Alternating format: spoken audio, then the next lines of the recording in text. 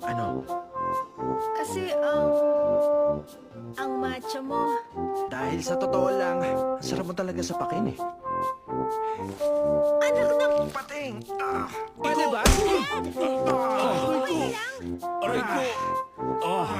In fairness, Ay, sinabi kong tumahimik lang muna siya at makinig, pero di niya ginawa. Okay lang. Okay lang ako, anak. So, Hindi mapanakit ang pamilya natin. ano yun? Parusa mo yun. Paano ka naging ganitong klaseng tao? Kala ko mahal mo ko.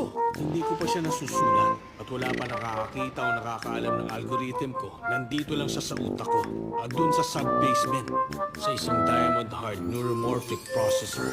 Yan ba yung tawag mo kay Little Louis? Ano? Pwede ka ba magseryoso? Oo. Hindi. Oo. Hard drive yun, okay? Isip bata talaga.